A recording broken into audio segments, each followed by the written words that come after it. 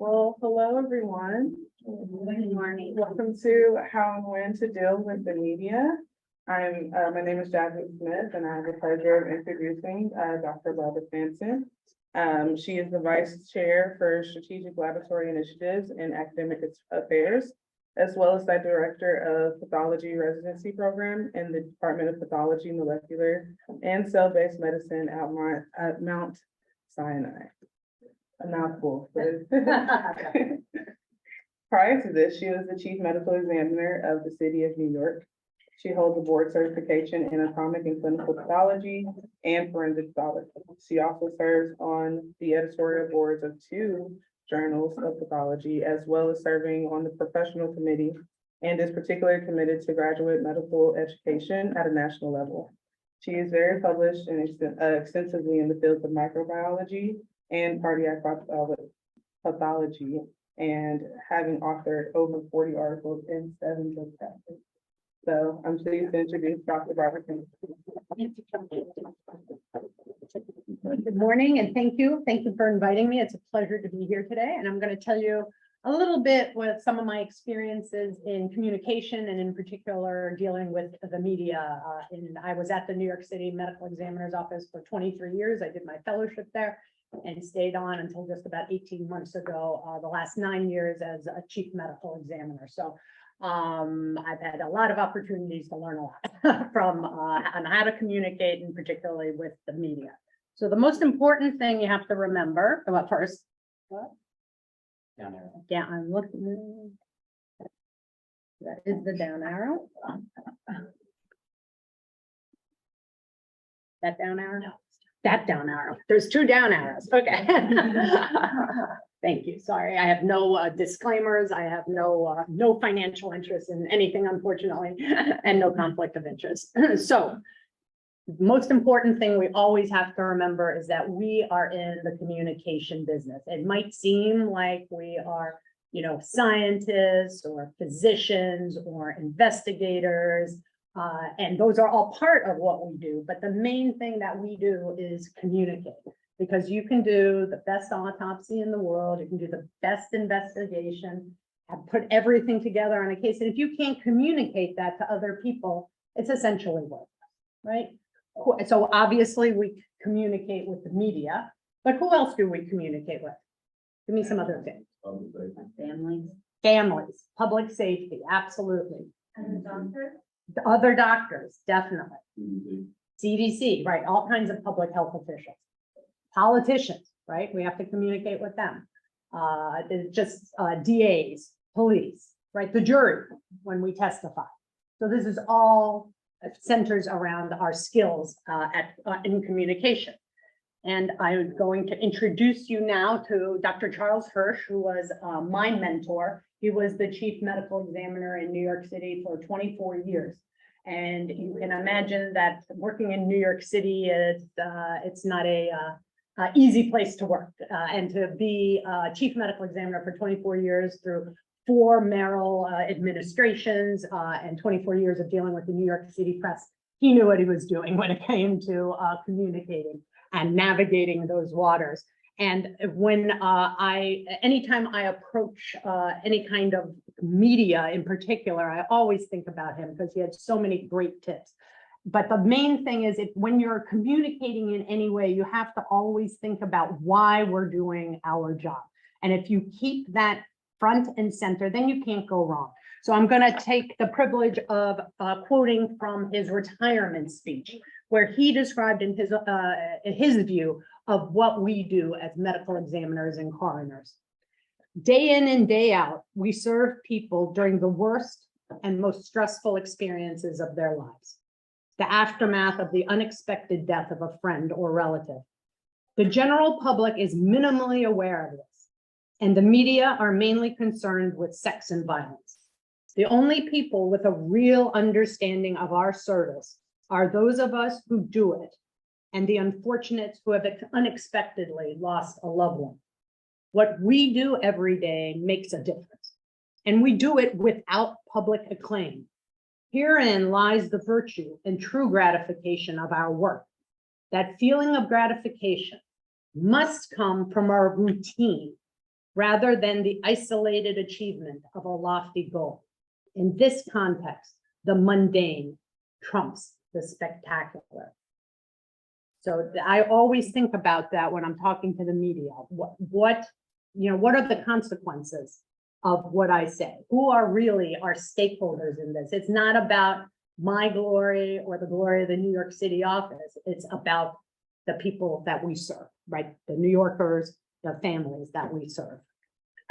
So if you keep that in mind, I think you can avoid a lot of the major pitfalls that we have seen some of our colleagues make during in interactions with the media. But Dr. Hirsch was also very astute, and he always said the best way to respond to a reporter is to put on your hat and walk away. And he actually did that for 24 years. And the few times that he did open up to the media, he regretted it. But by the time I took over, and now we're talking in the about 2013 or so, we were well into the 21st century. There was really no way of avoiding the media, because a lot has changed since he was chief medical examiner. When in his day, you could avoid it, but in our days, you just can't avoid it. There's just no way to do it. So you have to learn how to navigate it. So what is the situation now? Okay, the situation now, we all know the CSI effect, right? Everybody is fascinated by what we do, but they don't always really understand what we do, right? They don't understand the ins and outs of what we do. There's skyrocketing interest in forensic science, right? How many high school students come up to you and they want to be investigators or medical examiners or what have you, right? Everybody's fascinated by what we do.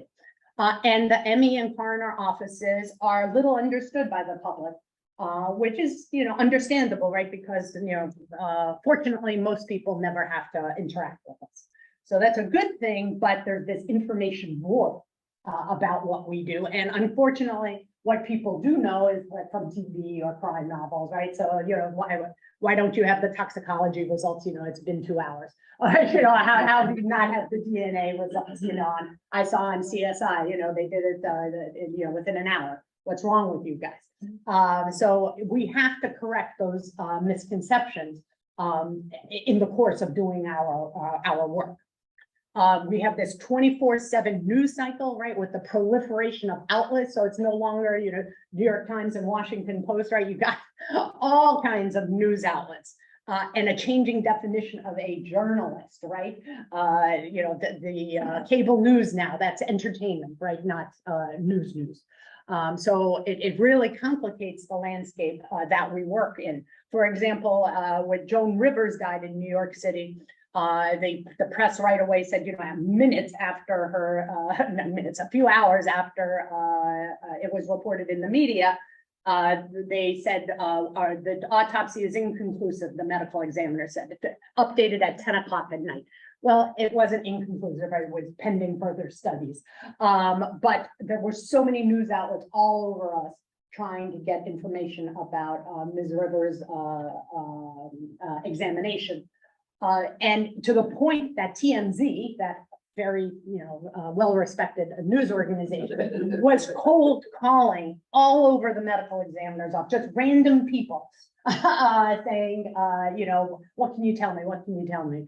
And they unfortunately got to my assistant at one point, and the woman from TMZ says to, and my assistant is a tried and true diehard New Yorker. She wasn't going to take any BS from anybody. And the TMZ person said, "You don't understand. I'm going to get fired if you don't give me information." And she just said right back, "You don't understand. I'm going to get fired if I give you any information." And just hung up. So you have to be prepared for all these kind of crazy inquiries that you're going to get. But it's because the public has so much interest in these kinds of unfortunate events when they happen. On the other side here, as the tabloids in New York City, that's where a very, very tragic police involved death of Eric Garner in Staten Island a number of years ago, coroner. First of all, we're a medical examiner system in New York City, but the Daily News and New York Post had no interest in understanding the difference between a coroner and a medical examiner, but that always cracks me up.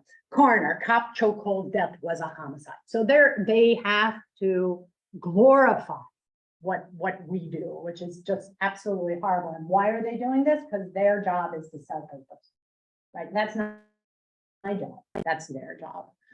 So in there, thank God the truth is finally out, said the widow, because we did call that case a homicide. So this is the situation. This is the day, this is where we live.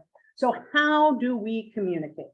Well, the first thing somebody said when we talked about communicating is the families. And that's the most important thing, right? Families and friends of our the loved ones.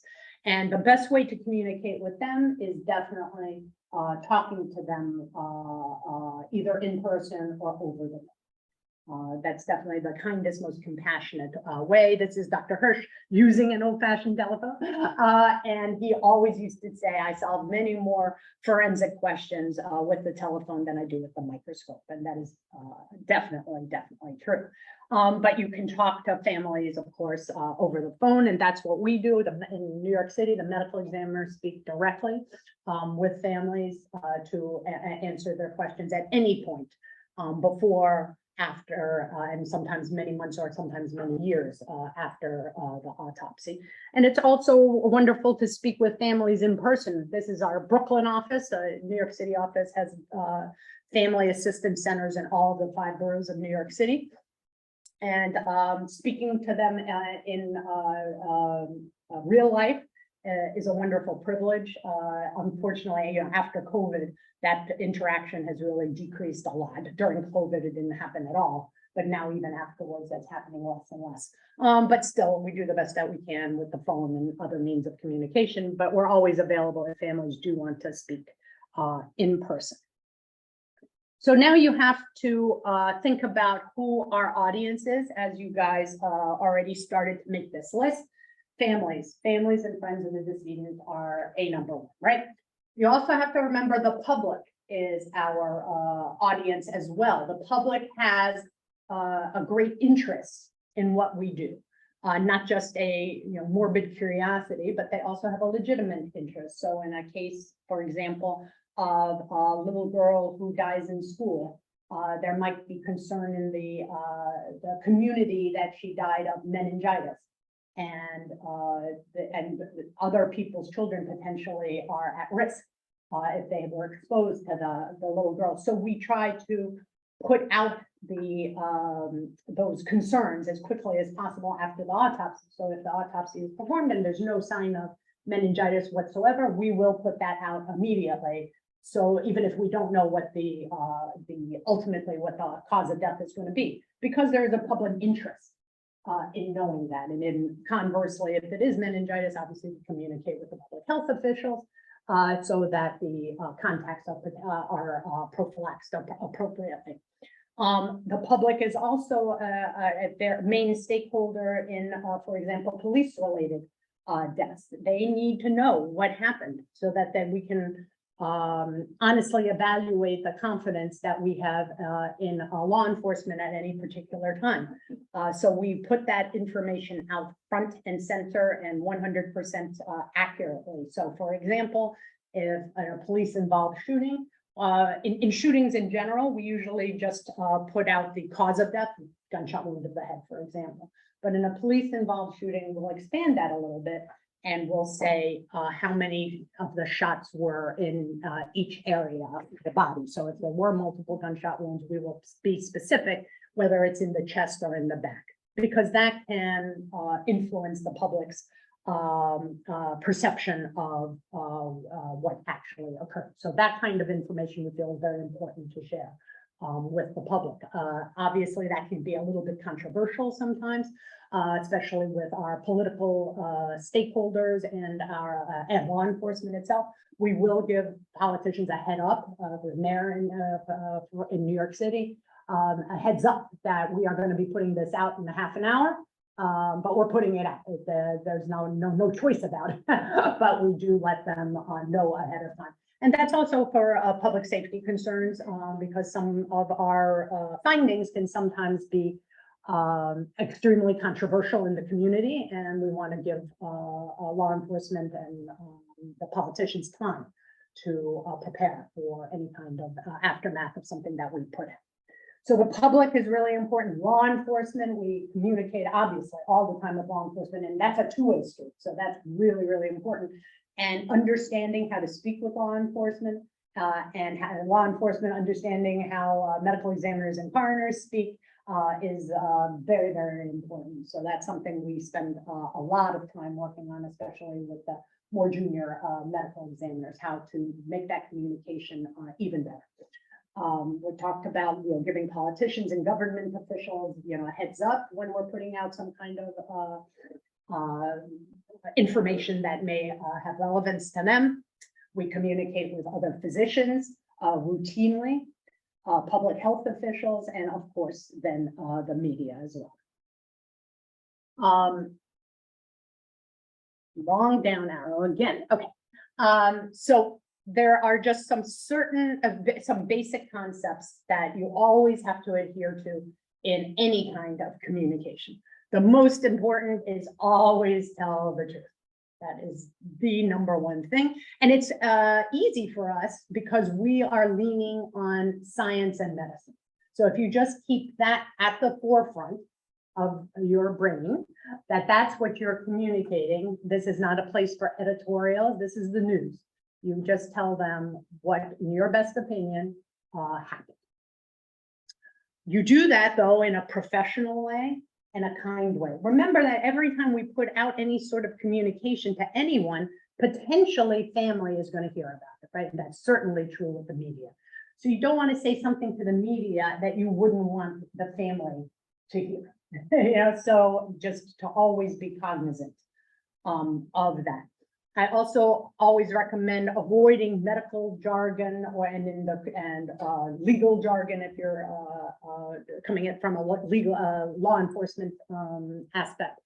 The point is to have people understand what we said. So if we say it in fancy medical language, that is not helpful. Same thing when you're talking to a jury. You have to communicate in plain English. You're not dumbing it down. If you really know what you're talking about, you should be able to explain it in a way that anybody can understand what you're talking about. So, talking about in the case of the little girl with meningitis, talking about her petechial rash and her Neisseria meningitidis culture and all that doesn't matter. She had or did not have an infectious disease that is or is not communicable, and public health officials are taking the appropriate steps. That's what the public needs to know, not all that other fancy stuff that just really, what is that serving? That's serving to make me feel like I'm smart if I use those words. Doesn't serve the people I'm communicating with in any way.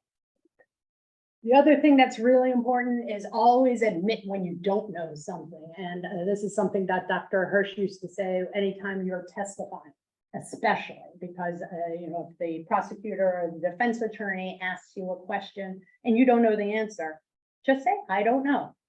And if you do that once, then the jury will believe everything you say after that, because they know Dr. Sampson would say if she didn't know.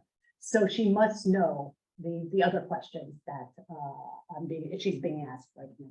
So just keep that in mind. There's nothing wrong with saying, I don't know. Transparency is absolutely key in our communications. Tell people, decide ahead of time, and we'll talk about that in a little bit. Decide ahead of time what you're going to share, but then be totally transparent about that. A good example of transparency that we had always found very helpful is when you have a family who would like to have they've retained their own lawyer to look at our results. The lawyer wants to hire another forensic pathologist to come in and observe the autopsy or do a second autopsy. We always welcome that. We let them come in. We don't, educate them about anything, but they're more than welcome to watch and have, access to everything that we have access to, records, x-rays, et cetera, et cetera. So that kind of transparency really goes a long way to establishing trust with the family, and then, for example, in police-related events, with the public as well, that, we firmly believe, every one of us in this room, that the autopsy done by the medical examiner or the coroner is the independent one, right? Because our salaries are not contingent upon what we find, right? Nobody cares which way we make a judgment. Unlike, say, a pathologist who is being hired by a defense attorney, they have a stake in saying one way or the other. So we are the independent autopsy, but if someone else would like to watch our process as well, that's absolutely fine. Okay. Repetition is good when you're speaking and when you're communicating. That's with the media, but very important with families. Families are only hearing a little bit. They just lost their loved one.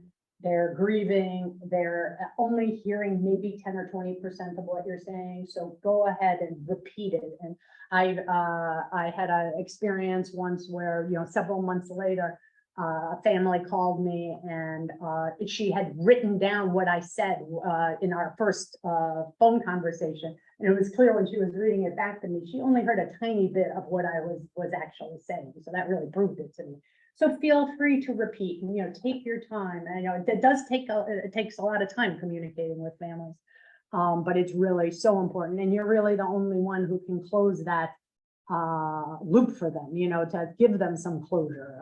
It's so clear that people can live with the truth, but they can't live with uncertainty. And I can't tell you how many times I got letters as chief medical examiner from families who had lost their loved ones 20 or 30 years ago and still had questions. And could you look one more time at the record? Could you do this? Could you do that? And, we tried our best, to close that circle for them, to give them a little bit of peace. Also, remember, when talking with families, there's always an element of guilt in that conversation. I should have insisted that he went to the ER earlier. I should have, as soon as I knew he was down, I should have insisted he went to a psychiatrist. Yeah. So just keep that in mind, that people have some element of guilt when you're talking to them, and to try to be, kind and professional when you're dealing with that as well. Okay, so you have to designate. So something happens, and your office, agency, whatever, however you refer to it, has to decide who is going to be the lead talking with the media. It is not, the worst thing is to let everybody talk to the media whenever. That just doesn't work. You have to have a policy. Who is designated to speak for your organization? So in a smaller jurisdiction, maybe the local government has a spokesperson who's going to be your spokesperson in an event. So you definitely want to establish a good relationship with that person, educate them on what you do, so that when something bad arises, which will inevitably happen in our business, they have a background, they're prepared, and you have a good communication already established, so that they can get your message out in a appropriate way. And have a policy. What are you going to put out? What are you not going to put out? So let me just tell you, we in New York City, we have a press spokesperson for the agency. We're large enough that we are, fortunate to have that. She is the only one who talks to the press. Only she and the chief medical examiner. So everyone, all 800 other employees of the medical examiner's office, never talk to the press. If the press is in front of the building, they are instructed to just walk past, not say anything, no comment, nothing, just pretend you didn't hear them and just keep walking. If they call you, which they do, cold call all over the building, you tell them you need to contact Julie Bolser, our press spokesperson, give the number and hang up. There's no opportunity for any discussion there. So that's how we have decided to handle that. Communication needs to be consistent, and having only one or two people who does the communication enhances that consistency. And then you decide on your policy. So in New York City, it's been our long standing policy to, upon inquiry from the press, usually, to release the cause and manner of death. And that has actually been upheld in New York courts. So that is our policy. We will read them basically exactly what is on the death certificate: gunshot wound of head, manner, homicide. And really very little beyond that, except in exceptional circumstances that I already mentioned. If there's a public health interest, like the meningitis case, we'll put out a little bit more information. Police-related shooting, a tiny bit more information. That sort of thing. So if you're always giving out the same amount of information, that the press organizations understand that that's all you're going to do. You can call me 10 times. I'm not going to give you anything more. And you kind of train them, and it's been that way. Dr. Hirsch took over at the medical examiner's office in 1989. So since then, that's all we've ever done. So nobody expects anything more. If they do have that, there's sometimes legitimate other questions that come up. You give them to us, preferably in writing, and we'll think about it. And and then we usually then respond back in writing, so that there is no room for misinterpretation of what we say. I'll give you some examples of that in a little bit. And then, when there is a crisis, you can't plan for everything. My career was pillared by 9/11 and COVID. You couldn't plan for either of those, right? So, but you have to have an idea of how you're going to handle things in a crisis. You gotta decide who's going to speak. In many crisis situations, it is better if the mayor's office speaks, or in like Hurricane Sandy, where there were many unfortunate people who drowned in the city. We had all that information coming through the Department of Health. So you make decisions. What is the one organization that's going to speak on this event? Because the worst thing is to have the police saying 62 people drowned and the ME saying 63 people drowned, and then there's a conspiracy, and it's you're trying to hide something, and something terrible is going on. When it's just that it takes these, as you guys all know, this develops in real time. So you can't be 100% accurate in that way. So if only one person or one organization is speaking, you avoid all those problems. Okay, so let's. So this is Julie Bolzer, our current spokesperson at the medical examiner's office. She herself is a former journalist, so she gets it. She gets what they need to know and why they need to know it. She has been a government spokesperson in the past. She also worked for City Hall for a long time, so she knows the inside of the machinations of city government. So that very useful background to have in a political environment like New York City. So we've had a Office of Public Affairs since Dr. Hirsch took over in 1989. Small office, but we're very fortunate to have any office, right? Most medical examiners can't afford to have their own spokesperson, but it's great because her although she has a dual reporting to the mayor as well, her heart is with us. So she's totally trustworthy to always be playing our song, so to speak. And as a shameless plug, a little bit later this year, there's going to be a podcast on RTI Forensic Podcast. If you listen to those with Barbara and Julie. Talking a little bit more about this. Yeah, so she'll Shameless plug. yeah, no, it's going to be terrific. She's going to give you all the inside poop.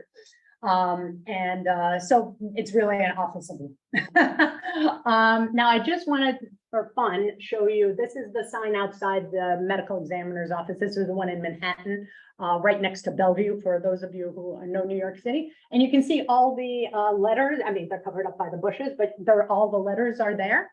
And for years, letters were missing from that sign, years. And where did I'm still using. And then we had this article. We were preparing for this article. So this was a beautiful, beautiful article in the New York Times about our fellowship program. And this was one of the first time, it was the only time actually that we let a reporter who we knew and trusted very much into the autopsy room. She got to spend a day in the autopsy room, so she really understands, what the fellows go through. And we let them take some pictures down there. And they also took pictures outside the office as well. And when New York City heard the New York Times photographer was coming to take pictures outside the office, They fixed the sign for us. So you can manipulate the press to get good things out of your government. I just add that as a side point. But this is a great example. You know, sometimes and I'm going to talk about banking good press, so important. And you're like, and this is how I was when I took over. I was like, banking good press. What good press comes out of the medical examiner's office, right? It's all bad news, right? It's never good. But there are many opportunities because we do so many wonderful things like training the next generation of forensic pathologists. So just a great example of that. So now, when we're talking particularly about the media, we said you decide what you will and will not share ahead of time. Okay, and you have to be consistent. You can't tell one reporter one thing and then the next reporter calls and you tell them a little bit more information than you told the first reporter. You know, they all talk to each other. It's a small world out there, and that's just that they're not going to trust you because of that. Bank good press. I'm going to give you lots of examples of good press to give you some ideas of what you can possibly do in your own offices to you know, get the press on your side and get a good story out there for the public to understand that it's not all, you know, death and destruction that we deal with, right? There's a lot of good things as well.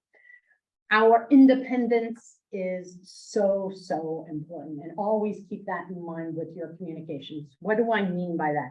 We cannot be seen as an arm of law enforcement or of the mayor or of the DA's office, right? We are the scientists and the physicians who are standing independent. We call them like we see them, and there is no outside influence, and there can be no appearance of an outside influence. That is very important, and we'll touch about that a little bit more later. Do foster good relationships. Julie's having breakfast with these reporters, you know, chatting them up. They get to know you. They want to know like what's going on, what's the great scientific innovations in the tox lab or the DNA lab, what's going on, because they're always looking for stories themselves, and build that trust. I can't tell you how many times, because we've been behaving this way since 1989, so many times I would get a call from a reporter and I'd tell them the cause and manner of death, and they'd be like, oh, but the police said it was blah, blah, blah. And I'd be like, no, it wasn't. And they're like, thank you. Yeah, because they trust that what we say is always the truth. And you can't do anything to break that trust. Take every opportunity to educate the media. Where our science is cool, people are really interested. So take those opportunities. Educate them that, you know, toxicology testing and DNA testing do not occur in 24 hours. And also educate them about our degree of certainty, right? When we make even a cause of death, cause and manner of death determination, it's an opinion, right? It's not a fact that is spit out of a machine. The way you know, toxicology, cocaine positive, that's a fact, right? The cocaine is present. But our degree of certainty when we do cause and manner of death is not 100%. It doesn't need to be, even in a court of law, right? It's beyond a reasonable doubt. It's not 100%, right? Dr. Hershey used to say, if it doesn't defy the laws of physics, it's possible.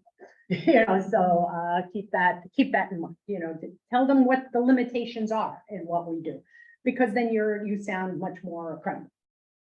And then you also have to remember what drives their interest in what we do, the media, that is, and it is selling paper, right? Selling magazines. So they have to make it a glamorous story, right? Or nobody's going to. So a good example, we handle something on the order of 12,000 bodies every year.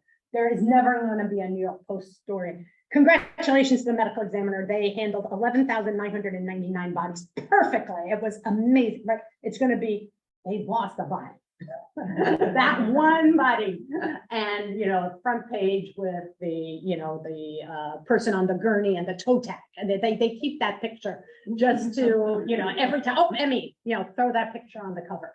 They love it. So just you know, keep that in mind, that that's what they're interested in, and you know, mistakes are going to happen like that, you know, the one body that got misplaced, but you know, you have to be ready to handle that.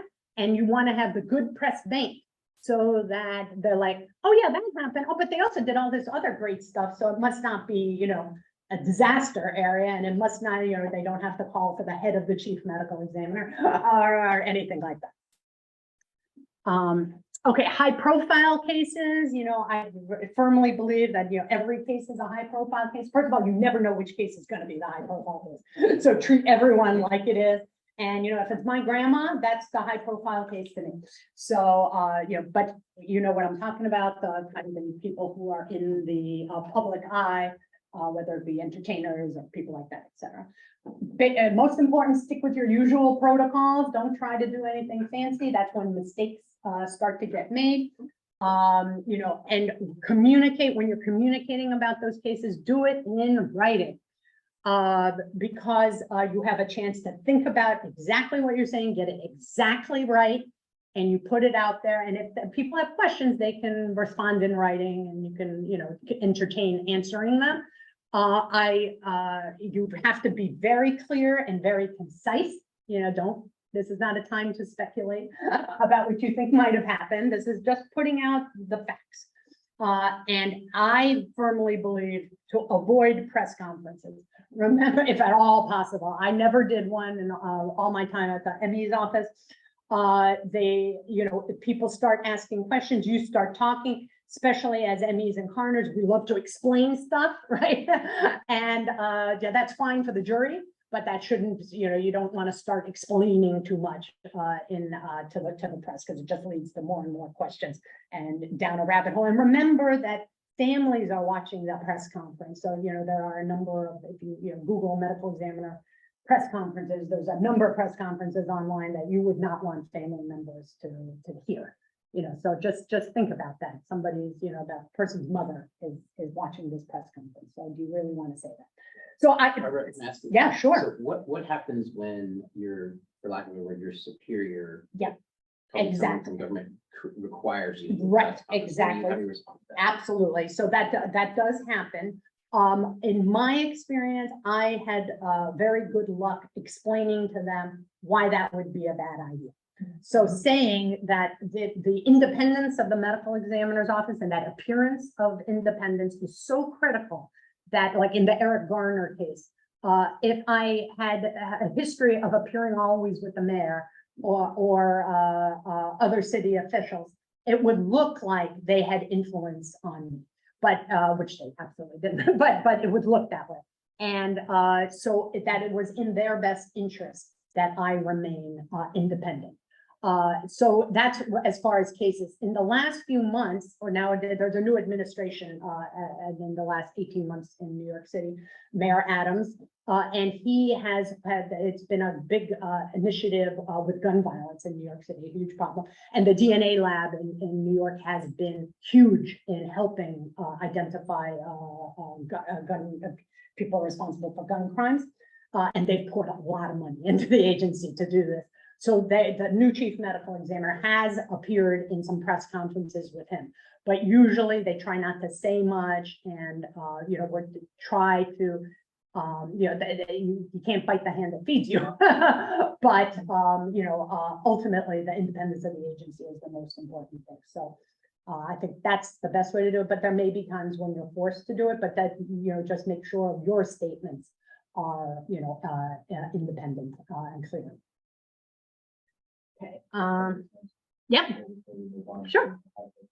Yeah. I know you've had the unique experience of being part of some truly ultra high profile. Jeffrey Epstein, next time. Exactly. So I was just, maybe you're about to talk about it. Just wondering if there's any unique challenges that Yes. come from these ultra. Absolutely. Well, it's not that there's so much like unique challenges. It's just, it's at such a high level of interest and intensity of interest, and that you have to put on the blinders and just do the right thing, usual protocols, everything, that. So in the Jeffrey Epstein, for example, it was clear it was a suicide from, day one. We, looked at everything possible that we could look at beyond the autopsy, all the investigative materials, et cetera. And we came to confirmed our conclusion, in quite a short time. But that did not stop, all the buzz about how, he did have more than one fracture, and he had fractured hyoid bone. And some people were saying, and then it's impossible that it's a suicide, and all this stuff that was not true. Yeah. Isn't it correct in the timeline that the external guy that they hired came into the press and said that the cause of death was before he even took a body? Yeah, Before he yeah, even took a body. yeah. Sure. So yeah, and unfortunately, there are a lot of guns for hire out there that will do stuff like that. And even not guns for hire, just people who want to opine because they're not listening to what Dr. Hirsch said. It's not about the medical examiner, right? It's not about the chief medical examiner. It's not about glory. It's about what is the right thing and the right thing, for this family to know. So we put out the cause and manner of death from Jeffrey Epstein, and then we did everything in writing, and then, there was this all hullabaloo. So the medical examiner who ruled Jeffrey Epstein's death as suicide immediately pushed back Wednesday against the suggestion by a longtime forensic pathologist hired by Epstein's family that some of the evidence indicates homicide. Chief medical examiner said she stands firmly behind her findings in the August autopsy report, which ruled Epstein hanged himself and temporarily quelled much of the speculation surrounding the financier's death.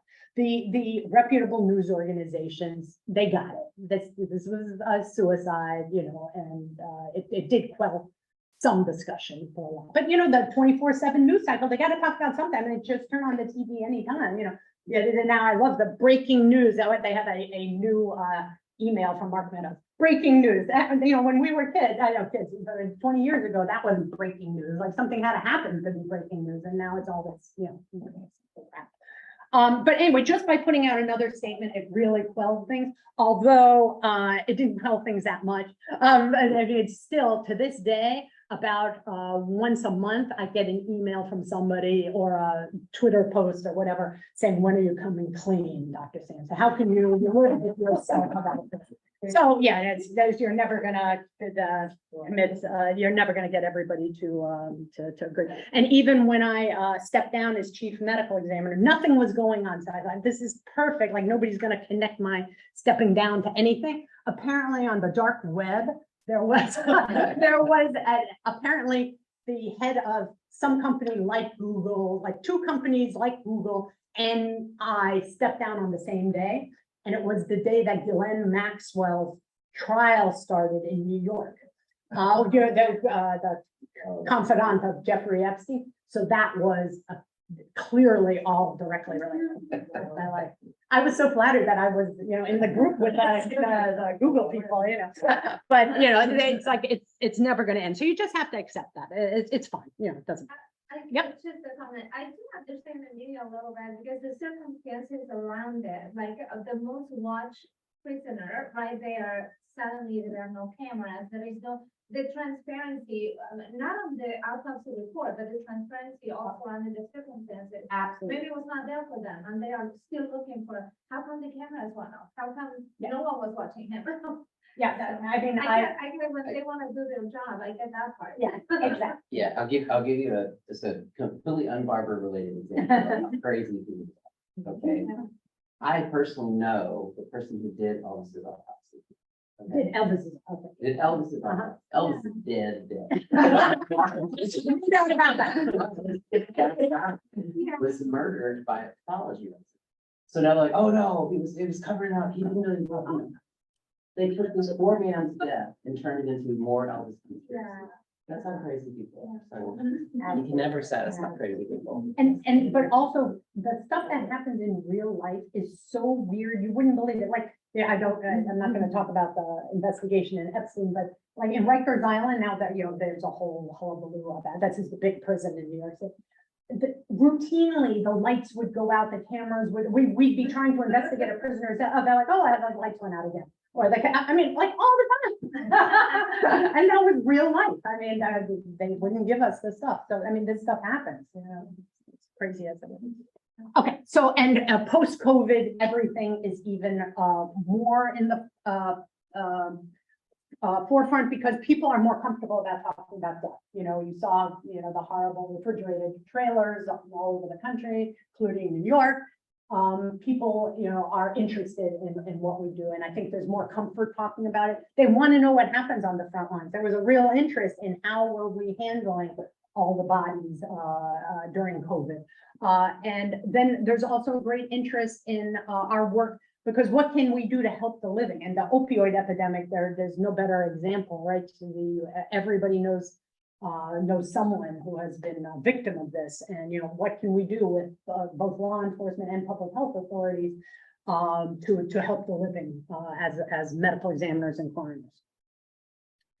So you have to engage the media. Media is a tool to reach and educate people, demystify what goes around with us, build a reservoir of goodwill while functioning. I mean, we owe this to the public. It is a public service to communicate with them. If you don't tell the story, somebody else will. So we take advantage of all of this. So some of the good things that we do that have been covered in the press. We have a great anthropology department. So we have courses or little afternoons for New York City high school students to come in and learn some anthropology. We're hoping to encourage interest in STEM. We have wonderful employees like this communications specialist, Maxine Smith, who got a big honor from New York City for working for the city for like 40 years and an honored employee. So many great things do happen. We're the largest summer employer within the New York City system of kids, looking for summer jobs. So this is them at our office. We do exercises, and you guys do exercises. Get the press in there, let them see, so they understand what happens in a sterile environment outside of any particular disaster, so that they can learn, they can absorb how exciting and interesting our work is, but without having an actual incident and families associated with that incident. We have a missing persons day every 18 months or so. So that's a great way to interact with the public who may have missing loved ones, and they come and they give DNA samples. And, we work with them and with law enforcement if indicated to try to identify their loved ones. So we have a lot of press around that. Again, something the medical examiner's office is doing for the public at large. And then every once in a while you get super lucky. And this is a few years back. So obviously that's he was Vice President Biden, then Cyrus Vance, Mariska Hargitay, and Loretta Lynch, who was the US attorney at that time. And in the middle is Lydia DeCastro, who is now the head of the DNA lab in Westchester. And she gave a tour of the DNA lab to the vice president. He had come to the medical examiner's office to announce a partnership with the New York City District Attorney's Office to end the rape kit backlog across the United States. So New York City was chosen because we had we were the first big city to eliminate the sexual assault kit backlog, over a decade before. And so he honored us by coming and making that announcement of federal and forfeiture funds from Wall Street to fund the elimination of the rape kit backlog across the country. So obviously when something like this happens, you make hay. Mass fatality events, obviously very critical. Remember that the families come first. The communication with the families is key. Decide who is going to be the communicator. In an airline incident, is it going to be the airline? Is it going to be the ME's office? Figure that out, and only one voice. Be consistent with your messaging. Utilize nonprofits where appropriate. We have a very close relationship with a nonprofit related to 9/11. It's called Voices now, used to be Voices of 9/11. They've expanded what they do. But Dr. Hirsch met with his family group weekly for months after 9/11 to keep all the families updated about our efforts in recovery, in looking for remains and identification of remains. And we still, I talk to them still routinely. We have a seminar with this family group and the families on 9/10 every year when the families get together. And they are it was especially in an event like 9/11 where there were so many family, nearly 3,000 victims, families, now a second generation of people who have now grown up and are interested in our ongoing efforts to identify those who were killed that day. They've just been priceless aid in communicating with the families. So certainly don't overlook that if you have an opportunity to work with a nonprofit.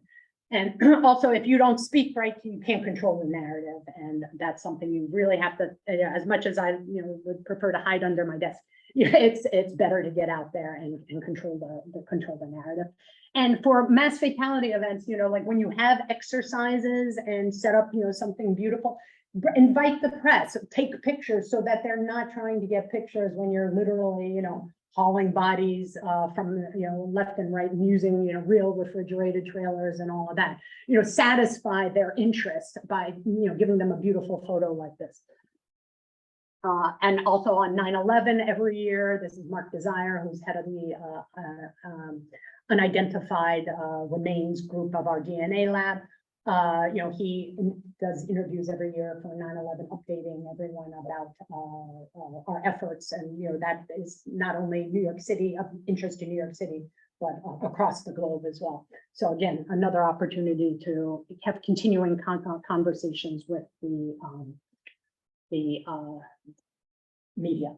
So, and use whatever communications tools you have. If you have lucky enough to have the White House press office on your side, that's fun, once in a lifetime event, but really a great opportunity. So with that, I just want to stress again, independence, so important, real and perceived independence. Do your best as far as you can. Obviously, we live in a political world. We live with the media, but if you try to maintain that independence, you're thinking about that all the time, it'll go a long way to buying you credibility in the future and making your job ultimately a heck of a lot easier. So there's another quote from Dr. Hirsch, and he stood by that for sure. Journalism isn't the oldest profession, but it is the dirtiest. And finally, just to review for a moment, the media are a tool for delivering your message to the public. Tell your story or someone else will tell it. Guard your independence, always tell the truth, and lean into science and medicine. That makes it easy. So with that, I'm happy to take any questions you have.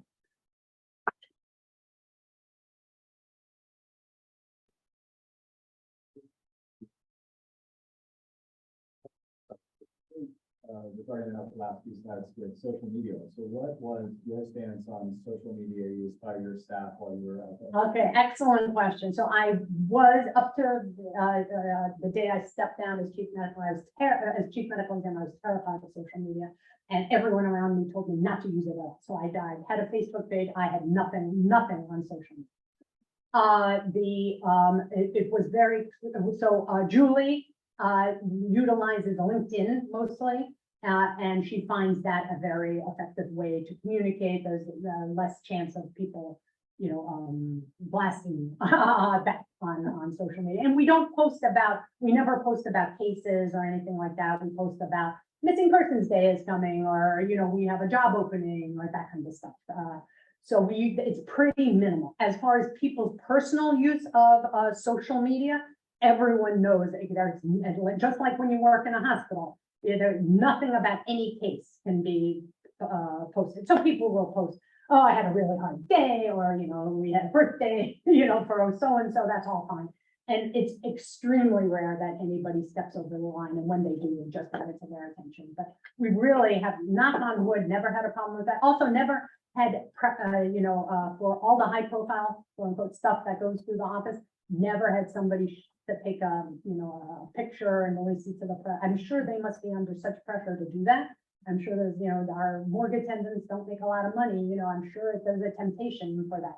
Never. So, and it just because everybody understands the mission, right? What Dr. Hirsch was saying, it's about what we do every day for the family. And if that was your grandma, you wouldn't want her picture in the post either, right? So by design, a lot of our audience are from rural or non-urban Exactly, right. offices. Yeah. So let's say a small plane, which happens, full of famous people crashes. I've done in their that. That's jurisdiction. right. any advice? for them on- Absolutely, yeah, I think the first thing that you, your usual protocols, as if anybody were in that point, would, be paramount, but also then immediate communication with whatever the jurisdiction is where this happened, and to have that discussion upfront of who is gonna talk to the media, and I would assume in a smaller jurisdiction that there's going to be the mayor or whatever the jurisdiction is, there'll be some government spokesperson that is the most appropriate person to be handling that, and then just to ensure that you have good communication with that person, and that you educate them with what to expect from you, the timeline, so that, they can set expectations then with the press, and the public. There's a question about. We have time for both. Go ahead. Yeah, we have time. I was wondering if you could speak a little bit to records requests from the media, but the office I work for gets a bunch of, Well- yeah, questions from reporters. How many people died of drowning, and could you Yeah. make me a pie graph that shows? I'm sure we have lots of time, right? You're just Yeah, love to make a pie graph for you. Right, so, Journalists are getting yeah, enough money they- to do their jobs, so they want. Do you guys house those records? Do you send that kind of it information? depends what kind of information exactly they want. Obviously, we are a reservoir for a large bunch of information. But so is the Department of Health. They really so we're like a part of the Department of Health and the organization and things. So for things like how many people died of this, that, or the other thing, and that's really more appropriate for the Department of Health. People also don't realize that we only see a subset of deaths in New York City, right? So a lot of the requests that come in, we wouldn't even be we wouldn't have that information. So each request has to be examined in and of itself. We will, we try, it also depends on the local laws, but like a FOIL request, if you have that information, you do have to turn it over, but you are not obligated to make a pie chart or whatever, you just send them the data and they can make their pie chart. So, and of course, it depends who's asking. So like, we work very closely with the Department of Health. So if they want a pie chart, we'll probably, but if a news organization is just curious, they can make their own pie chart. It just, FOIA is Freedom of Information Act, we all know that, if you work with government agencies, you ask to provide any government related data through FOIA. Yeah, that you have. You that you you have. never have to create one. Right, you don't create. Which is the lawyers can parse out for you and get you on the hooks. Can I add to that? Yeah, though? sure. So in Texas, all of the county medical examiners offices actually, it must be a requirement, but they're all required to put out an annual report that is public. And so they do put in a lot of the statistics. If you want to look up Tarrant County Medical Examiner annual report, it's like a 30-40 page booklet that's always been put out, but it's got all the pie charts and graphs and statistics analyzed in just about any way you could possibly want. A lot of the other offices are put way less into it, but they do put out the statistics of what types of deaths and how people died, and we'll put some charts in there just for the general understanding of the public. So, and some offices have taken it a step further, the King County office in Washington, Lincoln, to where, California have a public dashboard in connection with their public health department. So you can observe the dashboard, so if media people want to see, homicides in children under 18, that is public information. And so instead of bothering investigators, somebody in your office who needs to use that data is somewhat be identified and put on to their dashboard and you can hear the information. And that's from the health department. Yes.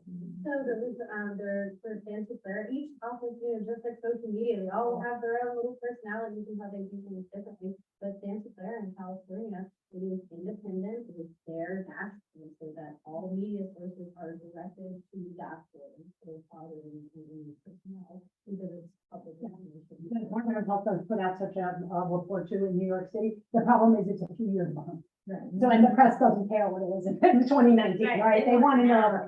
And certain things like heat related deaths, we know they're gonna ask, so we just count them as we go along. So then we have that number ready. So. I think we're gonna go to the Yeah, next. just, I'm gonna get one other addition about that, on media specifically related requests. we get hounded with stuff that are prosecution related. I've been trained by, attorney's office, cite state law, when you're responding, if you're taking an investigation.